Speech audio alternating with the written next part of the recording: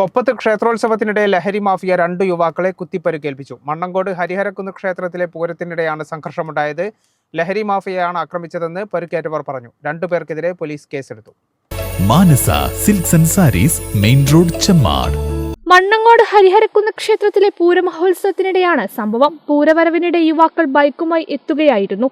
യുവാക്കളും വേലാഘോഷ കമ്മിറ്റി അംഗങ്ങളും തമ്മിൽ വാഹനം കൊണ്ടുവന്നതിനെ ചൊല്ലി വാക്കുതർക്കമുണ്ടായി. ഈ തർക്കമാണ് പിന്നീട് കത്തിക്കുത്തിൽ കലാശിച്ചത്.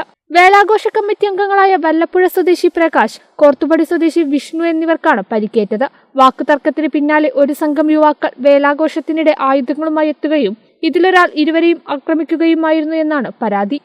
അവിടെ നാട്ടിലെ ലഹരി മാഫിയക്കെതിരെ നല്ല ശക്തമായ രീതിയിൽ പ്രതികരിക്കുന്നതിൻ്റെ ഭാഗമായിട്ട് ആ സമയത്ത് എല്ലാവരും അവിടെയുള്ള കുറച്ച് ടീം ഞങ്ങൾ ശത്രുക്കളാണ്. അതിലുള്ള ആളുകളാണ് ഇപ്പം ഇന്നലെ ഈ ഒരു പ്രശ്നം അവിടെ ഉണ്ടാക്കിയിട്ടുള്ളത്. അവരുടെ കയ്യിൽ കത്തി ഉണ്ടായിരുന്നു.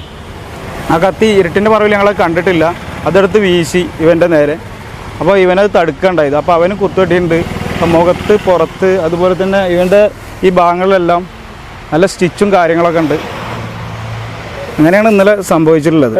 കൊപ്പം മേഖലയിൽ കുറേ കാലമായി ലഹരി മാഫിയ ഭയങ്കര ഭീതി സൃഷ്ടിച്ചുകൊണ്ട് മുന്നേറിക്കൊണ്ടിരിക്കുകയാണ്.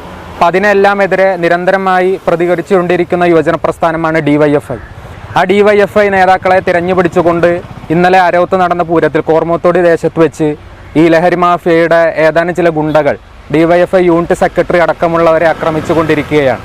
പ്രകാശനും മുതുകിനും ചുണ്ടിലും വിഷ്ണുവിനും മുഖത്തുമാണ് കുത്തേറ്റത്.